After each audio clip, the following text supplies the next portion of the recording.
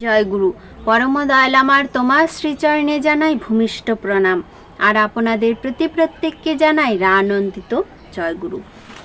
আজকে আমি আলোচনা করব দুঃখ অশান্তি। দুঃখটা আমরা মনে করি আমাদের এমনি এমনিই চলে আসে, দুঃখেরও কিন্তু যথেষ্ট কারণ থাকে। কষ্ট হলে কি করবেন? দুঃখ কষ্ট হলে, দুঃখ কষ্ট বাড়তে থাকলে শ্রী শ্রী ঠাকুর কি করতে বললেন?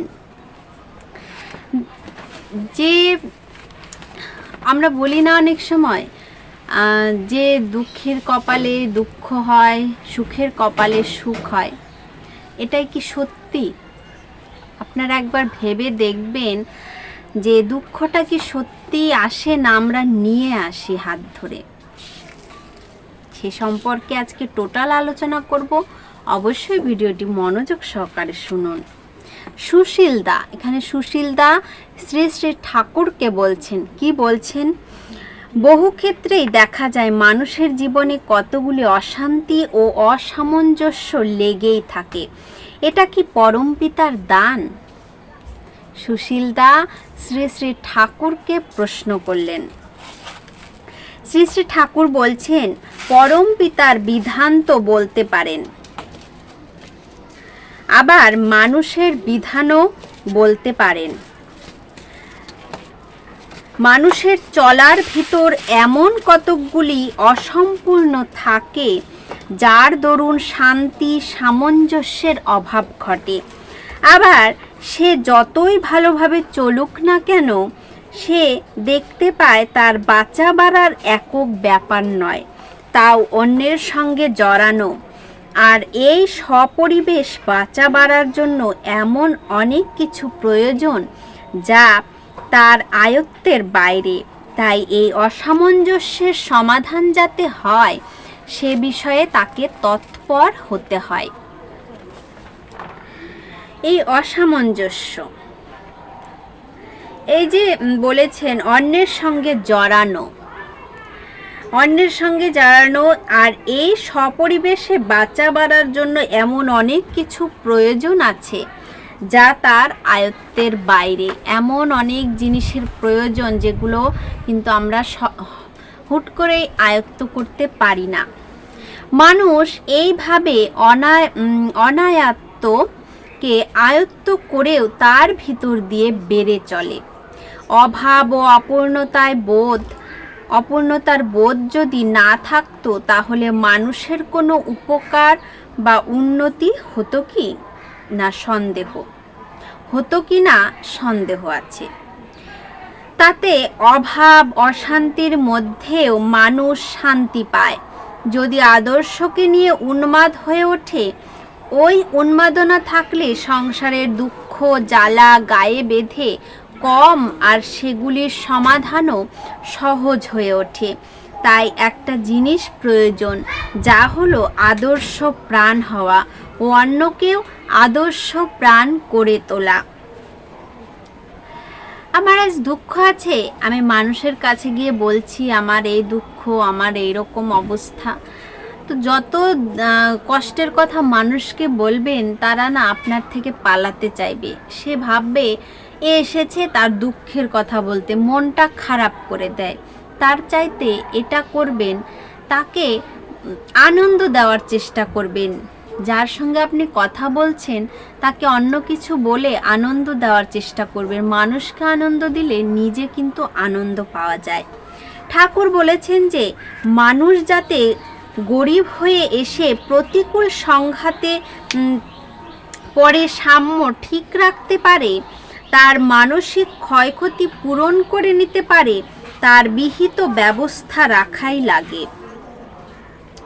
সদ্গুরু উপদিষ্ট সাধন ভজন নাম ধ্যান এদিক দিয়ে অমৃতের মতো কাজ করে। সদ্গুরু উপদিষ্ট সাধন ভজন নাম ধ্যান এদিক দিয়ে কিন্তু এই কাজগুলো কিন্তু অমৃতের মতো কাজ করে। অমৃতের ভাণ্ডার ঠাকুর আমাদের হাতে তুলে দিয়েছেন, শুধু সেটা আমাদের পান করার অপেক্ষা। আবার মানুষের যদি এমনতর প্রিয়জন না থাকে যার কাছে সে নিশ্চিন্ত মনে নিজের নিজের ভারাক্রান্ত মনের দুঃখ ও ব্যথা, গ্লানি ও সমস্যার কথা নিয়ে নিবেদন করে সমাধান করতে পারে, হালকা হতে পারে, তাহলে কিন্তু তার জীবন দুর্বহ হয়ে ওঠে। এদিক দিয়েও সদ্গুরুর আশ্রয় নেয় যারা, তারা নিজেদের ভার মুক্ত করবার অনেকখানি সুযোগ পায়। কিভাবে সুযোগ পায়? নিজের দুঃখের ভার নিজেকে বহন করা নিজের কাছে সুসাধ্য। তাই মানুষ চায় কাউকে, যার কাছে সে কাউকে উজাড় করে দিতে পারে। এইভাবে আত্মসম্পন্ন বা আত্মনিবেদন করে মানুষের অন্তর্বেদনা যত হালকা হয়, ততই তার ভিতর আত্মনিয়ন্ত্রণী শক্তির আবির্ভাব হয়। সে আবার তখন কতজনকে সাহায্য করতে পারে, অন্যের উপর ভর দিয়ে দাঁড়াবার দরকার বোধ করে না। এমন মানুষ আছে কি না জানি না, অন্তত আমি তো পাই না। মার জন্য আমি এখনো হাহুতাশ করি। ব্যথা পেলে সহানুভূতিশীল কারো সান্নিধ্য খুঁজি। দুঃখ, কষ্ট, বিপদের সময় মানুষের পিছনে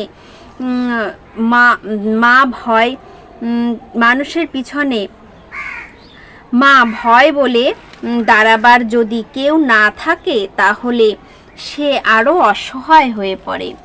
আপনার দুঃখের সময় যদি দেখবেন আপনার পিছনে যদি তেমন সাহসী কেউ না থাকে, বা আপনার যাকে আপনি আপনার মনের কথা বলতে পারবেন, কষ্টের কথা বলতে পারবেন, তেমন কেউ না থাকে, তাহলে কিন্তু মনটা আরও ভেঙে যায়, মনটা হাহুতাশ করে ওঠে।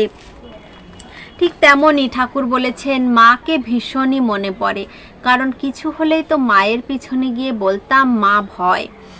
তো তেমনটাই কিন্তু ঠাকুর বলেছেন। তাহলে সে আরও অসহায় হয়ে পড়ে। আবার ঈশ্বর বিশ্বাসও মানুষের আবার দিন দিন কমে যাচ্ছে। ওই বিশ্বাস থাকলেও মানুষ অসময়ে মনে অনেকটা বল পায়। বিশ্বাস, এই যে ঠাকুরের প্রতি আমাদের বিশ্বাস, সেই বিশ্বাসটাও ধীরে ধীরে মিলিয়ে যায়।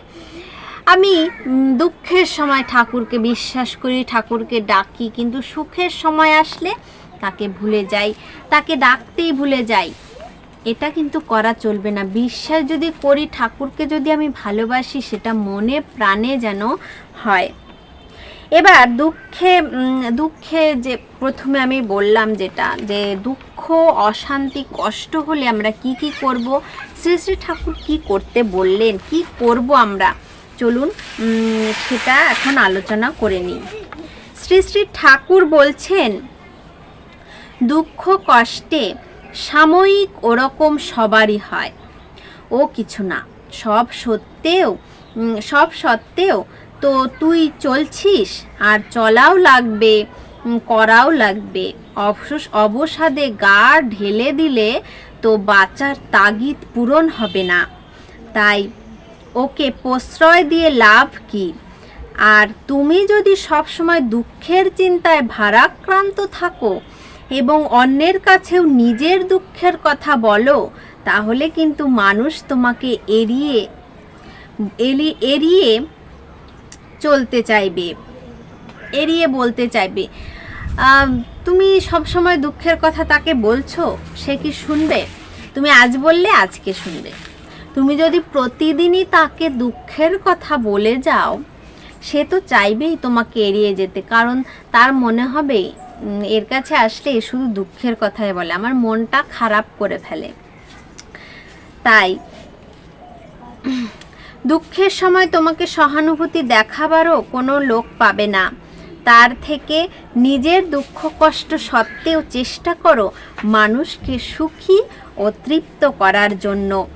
কতখানি করতে পারো, তড়িৎকর্মা হয়ে সাফল্যে সমৃদ্ধ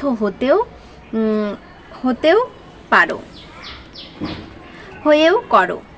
সেই করার ভিতর দিয়ে মানুষ তোমার আপন হবে। মানুষকে যত আপন করতে পারবে, ততই তোমার লাভ। পরমপিতা চান না যে আমাদের কোনো অমঙ্গল হোক, আর তিনি আমাদের ভিতর সেই শক্তিও দিয়ে দিয়েছেন যাতে প্রত্যেকটা অবস্থাকে মঙ্গল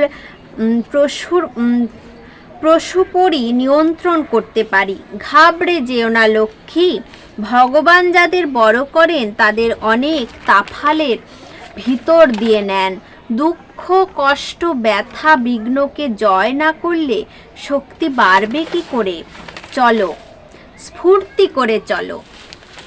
এই যে লাস্ট কথাটা ঠাকুর বললেন, ঘাবড়ে যেও না লক্ষ্মী, ভগবান যাদের বড় করেন তাদের অনেক তাফালের মধ্য দিয়ে যেতে হয়।